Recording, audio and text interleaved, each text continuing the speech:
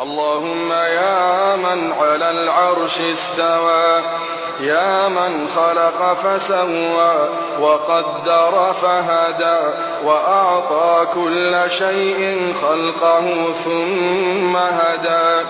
يا من أضحك وأبكى وأمات وأحيا وأسعد وأشقى وأوجد وأبلى ورفع وخفض وأعز وأذل وأعطى ومنع ورفع ووضع، يا من شق البحار وأجرى الأنهار وكور النهار على الليل وكور الليل على النهار، يا من هدى من الضلالة وأنقذ من الجهالة وأنار الأبصار وأحيا الضمائر والأفكار، يا من تسمع كلامنا وترى مكاننا وتعلم سرنا وعلانيتنا،